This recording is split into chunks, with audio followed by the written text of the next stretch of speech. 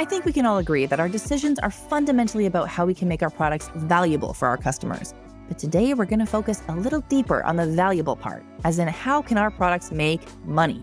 We know we need to be profitable, but the road between our product and a healthy ARR is not exactly a straight line. Getting it right is obviously mission critical, but there are a lot of different ways to get there, and that's exactly why this conversation is so interesting. My guest today is Cem Kansu, the head of product at Duolingo, and I couldn't have asked Santa for a more perfect case study of a high-value product with a super smart approach to monetization. You're about to learn what has and hasn't worked for Duolingo over the years, find out what the premium trap is and how to stay out of it, and hear how the introduction of Gen AI has factored into their pricing strategy today. Guys, this conversation was so cool, so engaging, and so packed with real lessons. It's basically Duolingo for product monetization. Let's jump in. Welcome back to the Product Manager Podcast, everybody. I am here today with Cem Kansu. We're so honored to have him here with us today. Cem, thanks for joining us. Thank you for having me. It's great to be here. Yeah. So can you tell us a little bit about your background and how you got to where you are today at Duolingo? Sure. So I joined Duolingo 8.5 years ago, which feels insane for me to say out loud, but time does fly when you're having fun. So I joined Duolingo in 2016, and I worked on monetization for about the first 5.5 years of my tenure. And monetization for us is I've worked on building out our business lines that include ads, in-app purchases, and subscriptions. And for the last 3 years, I've been head of product here at Duolingo. I lead the product management team, and we have about 40 PMs in the company and a lot of product bets that I end up spending a lot of my day on. And then before Duolingo, I was in business school. Even before then, I was at Google for about 4 years. And then if you go even before then, I'm originally from Turkey, and I did some part of my schooling there. Wow, you did Google before you went to university? No. Before grad school, before business school. Oh, okay, I was thinking like, geez, it must have been quite the prodigy. Well, in any case, this is a great segue because today we're going to be talking about monetization, which is something that we talk about shockingly not enough on this show. We talk a lot about development. We talk a lot about research. We don't talk a lot about how to make money.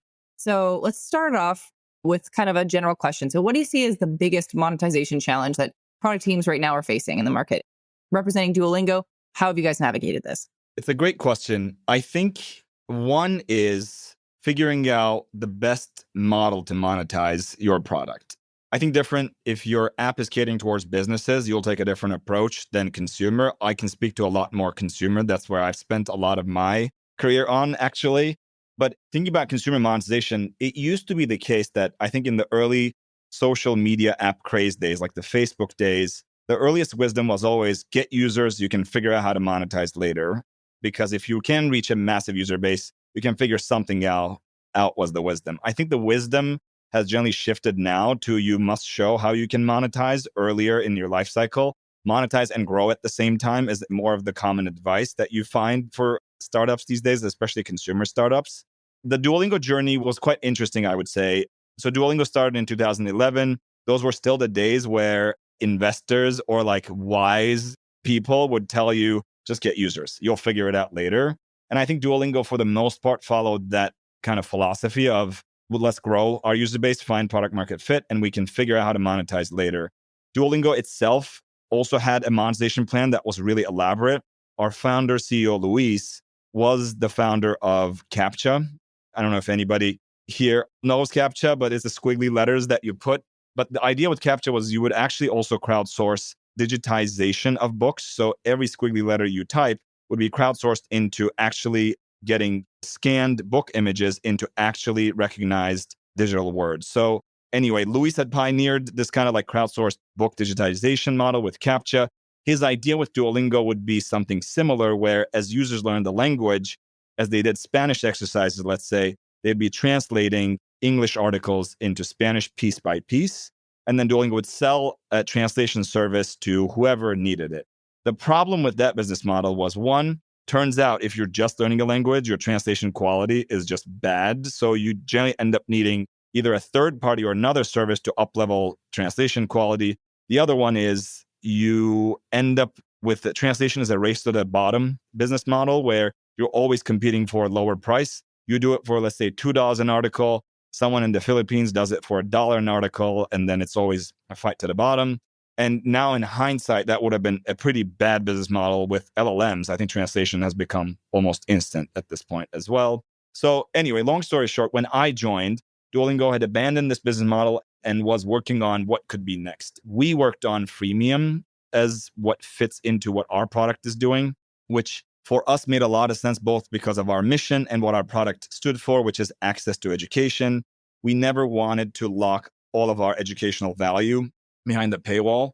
And to your earlier question, I think this is what apps end up facing quite a bit, which is how much to provide for free and how much to put behind a payment, whether that's a one-time payment, whether that's a recurring payment like a subscription. We have decided for both of our ethos and where our company mission was, and for the long-term growth of Duolingo, that the educational value should be completely free. So every French content you can access is the same, whether you're paying or whether you're free. However, the added bells and whistles like removing ads or getting access to more lives as you go through lessons would be some of the paid features. That's what we started with and we've stuck to for the past 8 years as our business model. And I think, again, to your original question, what do apps face? I think that's one of the key decisions you end up making, which is, should you offer some part of your app for free? Which parts? And I think the underlying variable to meet there is what you offer for free should eventually help you grow. So for Duolingo, when we offer the most valuable part of the app, which is the fact that you can learn a language or learn math, music for free, it really helps build an organic flywheel, because if you use it and you like it, you tell your friends. If everything is paid, well, most people don't even get access to it and don't tell their friends, so the organic flywheel doesn't build. If you build a complete premium product, then you end up having to build a paid marketing machine because the product needs to grow and you end up having to spend a lot in marketing to grow, which is not necessarily a bad thing, but it's an entirely different business model. Mm-hmm. I think that so much of the conversation around pricing, monetization comes down to this very delicate balance on so many different levels. But I want to talk a little bit about the premium trap, since we're talking about, premium and, trying to find that balance. First of all, can you walk us through that concept of the premium trap first, and how has Duolingo managed to sort of avoid it while still growing user base and revenue? Definitely. The premium trap, I think, I don't know if this is a common term, but we use that at Duolingo a lot to at least describe the dynamics of what a lot of, honestly, education apps fall into. And I'll take Duolingo as an example here because it's easier for me to talk about. So we've existed for 11, almost 12 years now as a product. Over the 12 years, we've seen a lot of competitor products come and try to do exactly what Duolingo is doing, with one key difference, which is make the whole app premium. And this generally goes as someone starts doing something very similar to Duolingo. They teach a topic, let's say a language or math or music. There's a lot of products that are educational out there. They either start fully paid or they start free, but then it's quite hard to build an organic flywheel. So very quickly, these apps land on the insight that if we make it fully paid, we can monetize. And if we monetize, we can spend on marketing and build like a loop where if your LTV is higher than cost of acquisition, you can build a flywheel where you spend on marketing, you acquire subscribers, and use that money to spend more in marketing. This is mathematically a sane strategy. You can do this. But there's two things that happen to companies that generally take on this business model. And I think that's the trap part. One is you start spending a lot of your efforts, since all your growth effectively comes from paid marketing.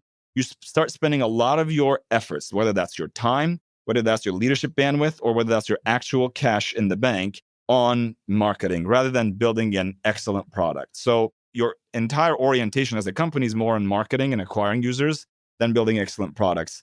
And with education, the really hard part that we have learned, at least, is the hardest part is building an engaging experience and taking an educational topic and making it exciting, fun to use. So if you're not spending a lot of effort there, you're certainly falling behind on what everyone else is doing or where education is supposed to go. So that's trap number one. Trap number two is once you've gotten on this flywheel, let's say you're building a revenue base that is fueled by paid marketing, it's almost impossible to step out. Meaning you can't easily say, hey, let's actually move some of our key features that we know people pay for and make it free, so that will help us also build an organic flywheel, because, well, then it slows down your growth. And living through a slow growth period to transition from like heavy paid to free is, I guess I've never seen it. It's really hard to do. The reverse is a lot more common, where a lot of apps start fully free or freemium, and then they realize they're not patient or they want to grow more. They start investing in paid marketing, but paid marketing has to pay off with payers because that's kind of the positive revenue flywheel. Anyway, so that's part of the premium trap, where if you create a premium app and you are kind of, your only growth is coming from paid marketing, it's very hard to get out of that trap and build a scalable growth model that's fueled by organic at the same time. And at least our view has been, organic growth is certainly hard to control because you're not controlling what spend, but it's also obviously super cheap because it's technically free.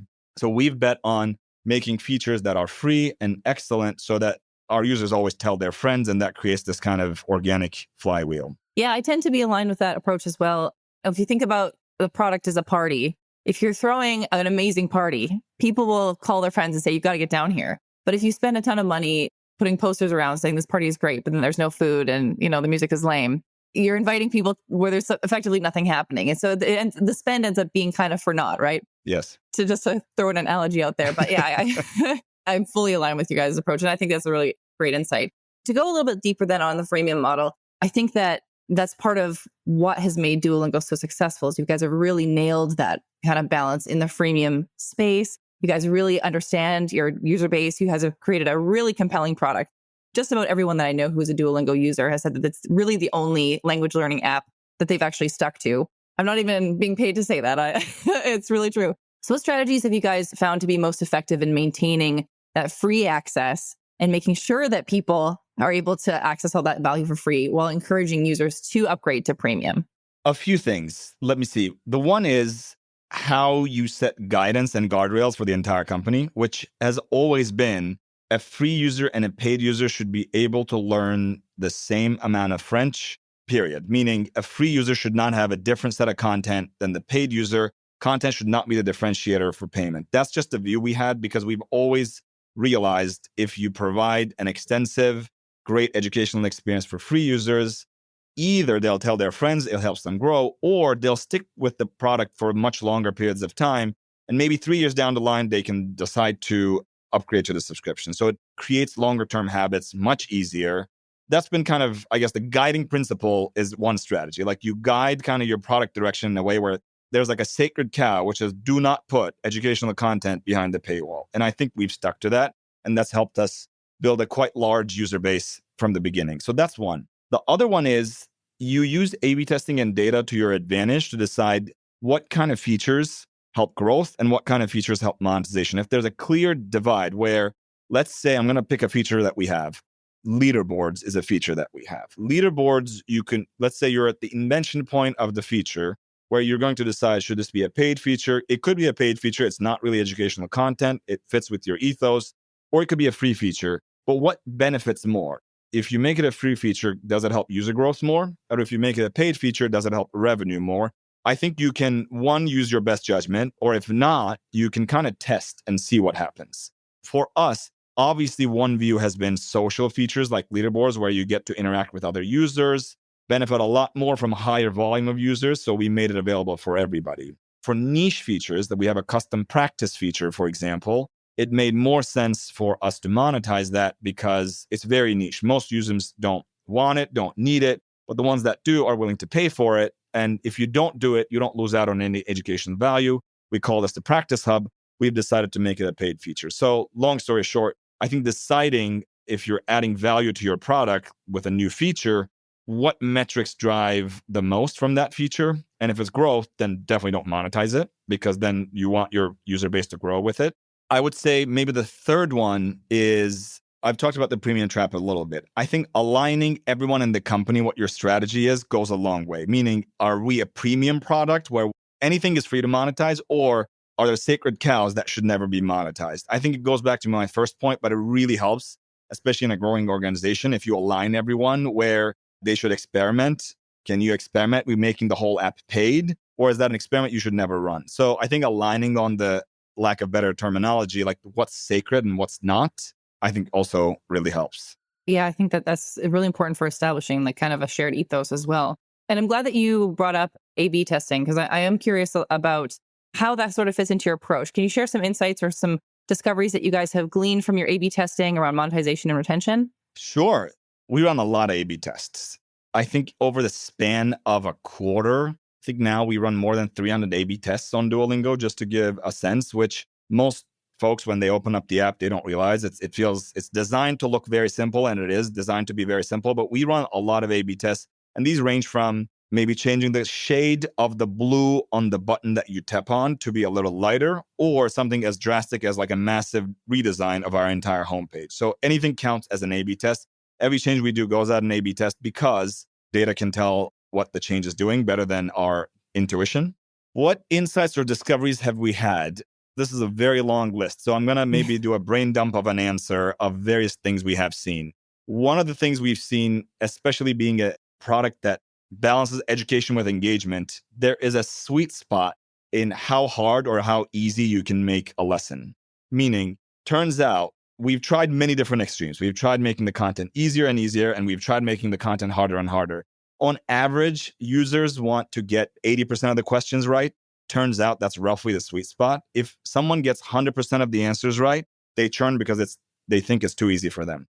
If they get 30% of the questions right, they feel like they're not doing a good job, or the content or the app is not for them. So there's a sweet spot. It's 80% is not exact, but we've learned that range holds well for balancing retention and building a habit, so learners come back the next day, and keeping users engaged. What other insights have we learned? It makes a massive difference if you're trying to upsell folks to a paid product. Like for us, we have 2 subscription products called Super Duolingo and Duolingo Max. On how you talk about it, how you present it, a lot of subscription purchases, especially in premium products, are emotional purchases. So there's a lot of testing you can do to uncover what works in getting a user to be convinced to buy your product. I mean, this should probably be no surprise, but like optimizing how you present a subscription upgrade to a user, we have been working on it for, I would say now 8 years. That's been how long it's been since we launched our subscription. And we're still finding a lot of new ways to get users to upgrade. For example, it is a very good idea to give users a try and buy approach, where you give someone to try the subscription for 3 days and then ask them to start a free trial. That works much better than just saying start a free trial. Or on the purchase button, if you say try free for 7 days, that does some performance. But if you say try for $0, weirdly, try for $0 does much better. If you're giving an offer, if you write last chance, if there's an actual last chance happening where the offer is about to disappear, the click-through rate goes up a ton when you write last chance instead of not. There's a much longer list of these things that we've kind of tested and learned. But I think my main takeaway is there's a lot to do to figure out what works in your product for upgrades into subscription products. I guess the last learning we've had, and we're trying to navigate what this really means for us, honestly, because there is certainly something as A/B testing too much and putting yourself into a local maximum trap, where when you have really great tools, and like every product team is really good at running A/B tests, one trap you can easily fall into, and sometimes we do this to ourselves, which is you start testing only incremental tiny changes. And even the number that I say sounds impressive, where you can say, oh, we ran 100 A/B tests. But if all you tested is like the button color, the pixel by pixel, very small things, then you're never testing what a complete different imagined version of that feature could be. And teams sometimes do get incentivized because, they get some wins. They run a lot of A/B tests and it feels good at high volume. But maybe actually if you step back and say, what if we removed this entire screen and did something else entirely? Turns out sometimes that's 2x better, but you don't never get there because you're always incrementally testing. So avoiding the incremental testing trap is a learning that I don't think we've figured out exactly how to act on. But when we see it, we're like, oh, we've A/B tested way too much into kind of a local maximum. So maybe that's the third one I'll leave with. This is an interesting point. We kind of talked a little bit in a panel earlier about what done looks like to a junior, to an intern, versus what done looks like to a senior product manager. And, one will see something as just completed, whereas the other one is looking for, what insights or what kind of value or impact is done generating. So I kind of see it as sort of analogous to that, in which we're kind of like, are we running A/B tests for the sake of saying we ran 300 A/B tests this year? Or are we running A/B tests in order to kind of get, what are some of the risks that we can kind of try and take and get like a better sense of where the temperature is from the user, rather than just kind of fine tuning things that, there's diminishing returns. Exactly. And I think the other example is it better to run 300 A/B tests and get, let's say, a few percentage point improvements, or run one big test that might actually be a 50% improvement. And it's hard to decide in the moment. In hindsight, you can easily say, well, 50% will take it. But in the moment, it feels safer to run the 300 and get a few percentage points. But again, like you said, diminishing returns becomes the problem. Yeah. I mean, each of those A/B tests, even if there's a learning from them, it's like, well, it's still going to cost you money to run the test. So Yes. those were really valuable. I really appreciate you sharing those. Web designers, this one's for you. I've got 30 seconds to tell you about Wix Studio, the web platform for agencies and enterprises. So here are 4 things you can do in 30 seconds or less on Studio. Adapt your designs for every device with responsive AI. Reuse assets like templates, widgets, sections, and design libraries across sites and share them with your team. Add no-code animations and gradient backgrounds right in the editor. And export your designs from Figma to Wix Studio in just a click. Time's up, but the list keeps going. Step into Wix Studio and see for yourself. So let's shift a little bit over to talking a little bit about pricing strategy. So you talked a little bit about how things have evolved over time. When we're kind of digging into the current iteration of the pricing strategy, and you've got like different paid tiers, you've got your free tier. What are some of the factors that have influenced how features are priced today, or your kind of the differentiation between the different paid products that you offer? Our pricing strategy has evolved mainly through package evolution, I would say. So Duolingo has roughly always had, well, for the past 8 years, has had a subscription product.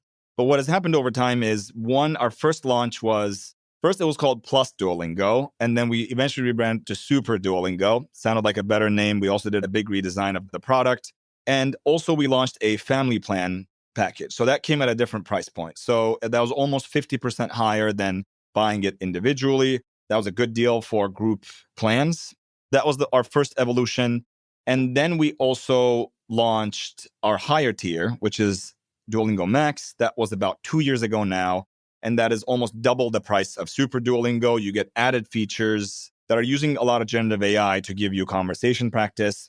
And that's been, I would say, that the second phase of our evolution, because that certainly changes your price and adoption dynamics, having different packages for different folks, like higher propensity to pay and higher ability to pay might now go to Duolingo Max versus a group plan might go to family plan. We also just recently loaded out a student plan. So we become quite segmented in the offerings we have. And the way we got to like the right price points, honestly, was mainly through A/B testing.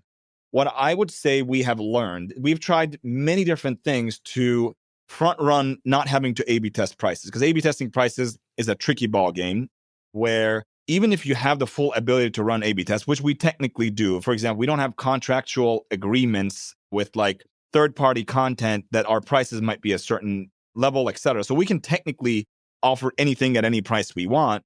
However, it has a cost to run A/B tests. So we've tried, for example, asking users, doing surveys. We've tried to do qualitative, quantitative research. We've tried doing what you would call a painted door test, where you get people to click on a certain price, but there's nothing to buy on the other side. You say, hey, this product is actually not live yet. None of these, I would say, have given us great signal on price, unless you're looking at super divergent prices between, oh, should this be $5 or $100? Then maybe you could get like rough signal. But if you're trying to test, should our annual subscription be $80 or $85 or $90? We have never been able to get good signal except outside of A/B testing. So we've eventually A/B tested all of our prices to what it is now. And that has led to our prices being what it is. Now, going forward, I think this approach will probably hold true. It turns out, I think purchase behavior for a premium app really depends on how it's presented in the app and what the moment of purchase looks like. What did the user experience just before when they hit the purchase experience?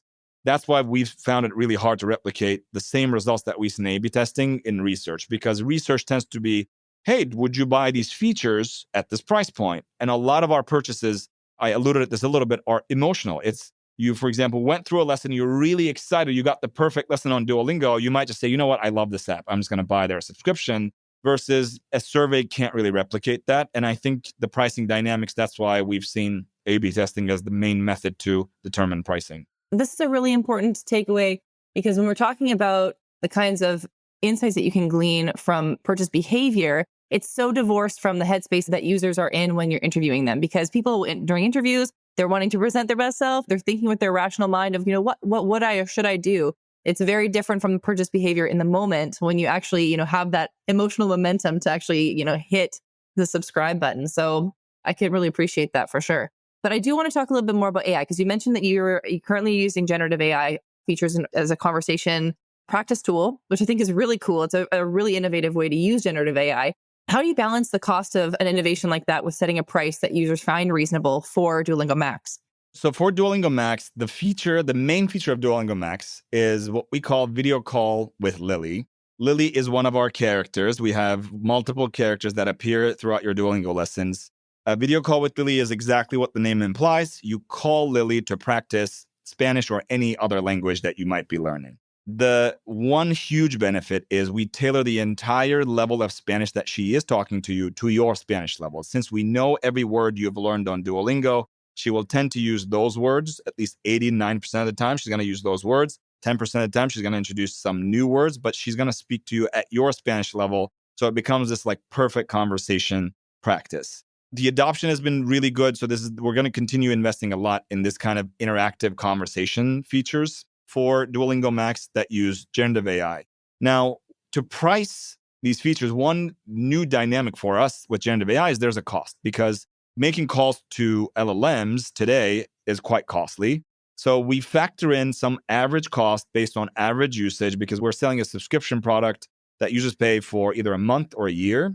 And we have to figure out, is the unit economics solid or not? So we estimate what the unit economics of cost is going to be based on what we end up paying kind of these LLM calls. And we price obviously above that. So at least we're not unit economics negative. And then beyond kind of deciding what the right price point should be, obviously it should be above cost to our best ability on our cost estimates. And then we try to figure out where the demand might be. So I think A/B testing really helps figure out where the demand might be. And demand for us is also anchored on Super. So since we're offering Max as more of the AI heavy feature set and Super as our anchor subscription, should it be double the price of Super? Is that where the demand really is? Should it be 50% higher? So then we A/B test where we can see where the highest demand is and then determine the final price. So we talked a lot about how presenting certain features can really impact how folks perceive the value of things and willingness to pay and, using that kind of emotional trigger to help people through the funnel. What kind of language do you guys use around AI? And have you noticed any kind of, or maybe you've done some A/B testing around specific ways to position an AI feature in order to, encourage people to upgrade their subscription? Yes, we've done quite a bit of research to try to figure out how to communicate the feature value. And there's many different ways you could do that. For example, for our feature, the video call with Lily, is it better to talk about Lily? Is it better to talk about conversation practice? Is it better to mention, hey, this is state-of-the-art generative AI? So there's many ways to present the same feature. Either both, actually, through research and A/B testing, AI messaging seem to resonate the least. When we label something as like, hey, like, here's this new AI thing, even though there's a lot of hype, I think we are reminded of the reality that, like, yes, in tech circles and product management circles, AI might be a really attractive tagline, but that's not really the case if you look at the entire user base of Duolingo, which is very global. Only 20% of our users are in the US, 80% are abroad, and tech literacy is clearly not as much as people who work in tech. So the word AI doesn't necessarily ring the same necessarily strong bell that it might to tech audiences. So one learning is we don't actually label most things as like, hey, this is AI, because every time we've tested it, we've done research on it, the user response was, I don't particularly care. What they do care, this will sound obvious in hindsight, is what value will they get if they pay? And for us, that's been, you can learn how to speak better. You can improve your conversation skills. If we use that as a way to describe the feature, it resonates a lot more. I guess this is super obvious in hindsight. It wasn't to us at first, but that's the marketing line that works really well, which is just talking about what value users, like what's in it for them, what user value will they get if they pay, resonates much better. I have a theory around this because I agree that there's a certain level of tech literacy that's lacking in some user bases. And then the other thing also is I think that there is a bit of a sense of AI fatigue in which the use of AI feature, I think a lot of folks are just used to seeing AI features pop up in, products that they've used for so long. And they often will fail to ascribe any kind of added value to a lot of them because not all AI features necessarily present a better user experience. I think that this is a very smart takeaway in general to be leading with what's the value of a feature, because often I think that's the missing piece in which people are saying, well, AI, I see that everywhere. What's it in it for me? Is it actually going to improve my experience of this product? That's exactly what we've seen. I think there is even some negative connotation attached to AI, either from products that have added AI features that don't really do anything. There's a lot of, imagine the number of dumb chatbots you've spoken to that are labeled AI, or some people even perceive it as negative. It's like, is AI going to take over the world? What is it going to do to me? So it's not always even perceived positive. But I think even beyond that, what we've seen is, again, it's like the direct link between if I pay, what will I get? I think if you can easily convey that, that tends to work better. I think that's a very smart approach. And I obviously, this is just my feelings. I'm glad that you guys have the data to validate that. So we'll talk a little bit now about what's next for Duolingo, because it's a very exciting time for you. You're expanding into broader markets like math and music. Wish that had been around when I was in high school. So what criteria are you currently using to evaluate whether a new product aligns with your mission and competencies, given where you are currently as a product? Yes, so we are now teaching math and music. And the reason we have decided to expand to math and music is, let me start with, I guess, competencies, because I think that's fairly easier. What Duolingo has done is effectively make self-learning fun. We've added many things that games might do for entertainment reasons or other apps, but it kind of made them work for education. We've added the streak, we've added the leaderboard, we've added quest systems, we've made lessons really bite-sized and fun. None of these are language specific, so they can actually be applied to many different topics. Infinite number of topics could use more fun. However, the reason we picked math and music is twofold. Actually, the reasons for both are actually quite different. But one is the market big enough? Meaning, if we do apply everything we've learned and help teach these topics really well, is there enough demand in the world for the return on investment to make sense? And for math and music, the answer is yes. Like if you look at the number of people learning math in the world and learning music in the world, or wanting to learn math or wanting to learn music, it's quite high. So the market is sizable. That's one. But the other one is the criteria we use to decide math and music have varied from one topic to the other. So music already is very similar to language. If you survey the general population and say, do you wish you learned more music? Or like, do you think you want to learn more music? Similar to language, a lot of people in the world have this demand in their heads of like, I wish I learned more Spanish. I wish I learned how to learn the piano, but it's not easily accessible. It takes many hours to do these things, like becoming fluent in the language, learning to play the piano. But there's certainly demand to do it. It's just there's no easy way to do it. Music is very similar to language, that we believed we can make it easy and fun. And that would be kind of, we could tackle music that way. Math is a little different. I think if you survey the general population, I don't think a lot of people would say, oh, I wish I was doing math right now. I think instead, like humans have math anxiety instead. However, very similar to language, especially thinking about people who learn English, math has a real shot at changing people's life outcome. Like if you learn math, then you can understand maybe how interest rates work. Like you can understand maybe how finance works, and you can either apply it to your own or get a better job, etc. Learning English is very similar. Learning English gets you to go to a better school. Learning English gets you to move to a different country, etc. It unlocks opportunities similar to math. So it really fit into Duolingo. The other thing is, we believed with math, we can do what we did to language, which is expand the market itself. A lot of people on Duolingo, actually roughly 80% when we run surveys, this is kind of what we get. When we ask them, what tool were you using to learn the language before you joined Duolingo? Majority of the answers we get are, I wasn't actually learning a language before Duolingo. So turns out a lot of folks with Duolingo starting learning a language. And now with our insane social media marketing, there's a lot of stories where, oh, I thought you guys were just a funny owl, realized it's a pretty good app. So now I'm learning a language.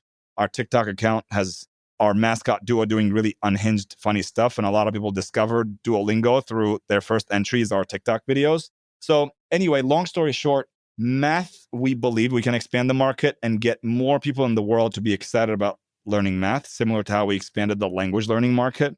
And music was more making it easy and kind of capturing the demand that already exists. That's been our guiding light for these two topics. That being said, we're still very early. We believe there's a lot more to do on both of these topics, so we're going to be working a lot more on both of them. I'm surprised, too, that math is kind of happening kind of at the same time as this expansion into music, because I agree. I think music and language are very similar. I kind of consider music to be a bit of a language in which you learn the rules in order to know how to break them in more of like a creative context. Whereas where I see math as kind of, a collection of different hard skills that can be applied in different contexts. So I'm very curious how you guys, first of all, how you're approaching the challenge of looking at math and teaching math using that same kind of research, or I don't know if you're applying kind of some of those same learnings, or if there's a whole other way of approaching product development, almost like you're, coming up with a whole new product line. Like, how are you guys looking at the development of the math product? There's similarities and there's differences. A lot of what we've learned on making lessons fun are applying to how we're building math lessons. They should be bite-sized. They should be fun. They should have multiple interactions. You should never passively read content. You should always be answering questions. It should always be interactive. All the principles, anything we've learned to build a lesson applies quite well to math. What I think is different, actually, is how we build content. So we are building content that teaches generally K-12 math, but we're trying to take that content, because that content already exists in the world. You can pick up a math textbook and it's kind of there. But we're trying to take that content and make it a lot more real world and a lot more fun. And I think that's where a lot of new innovation is coming to play, where, for example, instead of having you just calculate 2 times 3, we're giving you maybe like a slight puzzle to solve, where one of our characters is like, well, I just bought 2 bags of apples. Each of them are 3 kilos. How much am I going to carry now? So again, not that different. Actually, the math is the same, but we're trying to add this real world layer and making it a lot more fun and applicable for the general population. It's a bet. We'll see if it works. But for now, that's been where the big innovation is, which is taking textbook content, but turning it into a lot more fun format that we have created. And that's been where a lot of our work has been going into. No, that's really fascinating. And I really hope it works out for you folks, because that is definitely a problem. I can speak firsthand that it definitely doesn't have a lot of great solutions right now. We're almost out of time, but just really quickly, I did want to touch a little bit on some trends and challenges in edtech since we're on the topic. What do you kind of think will be shaping the next phase of growth for Duolingo as far as trends in the world and kind of the industry at large? I think for us, we already talked about actually the 2 things that we believe will be transformational to us. One of them is Duolingo is still very much known as the language app, but we want to go from being the language app to, well, the language app, the math app, the music app, at least. And so how can we succeed in becoming a broader where you learn all these topics? We're early, we're making a lot of progress, but we certainly looking 3 years ahead. That's where we would like to take Duolingo. The other one is LLMs have really unlocked this massive use case for us, which is being able to practice language. Another use case that's unlocked for us is content creation. Now we use LLMs for a lot of our course content, which now gives us a lot of speed if we're creating new language courses. So how do we capitalize on LLMs to make Duolingo more and more efficient, build more interactive features that use LLMs, and make the whole company more efficient? These are, I would say, just you asked about trends. I think the biggest trends that we are betting on, one is expansion beyond language. The other one is making sure we can capitalize LLMs for features, processes, content creation, everything that helps Duolingo operate better. And then the third one I would say is advanced English learners. Advanced English learners, if you look at language, is a very specific cohort, which is actually the largest language learning cohort in the world. However, Duolingo's product offering has been weak for advanced English learners. With video call, with a lot of new content, we're trying to improve Duolingo. Hopefully, we make progress and succeed there. But these 3, I would say, are our largest product bets. Well, very cool and very exciting as well. I think that a lot of folks are tuning in because they're so in love with Duolingo as a brand and as a product. So I think we're all rooting for you guys. Not that you really need our help.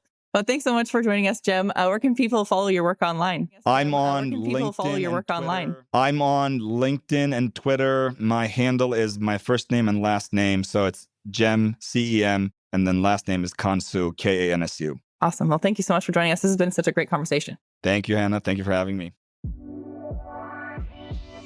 Thanks for listening in. For more great insights, how-to guides, and tool reviews, subscribe to our newsletter at theproductmanager.com/subscribe. You can hear more conversations like this by subscribing to The Product Manager wherever you get your podcasts.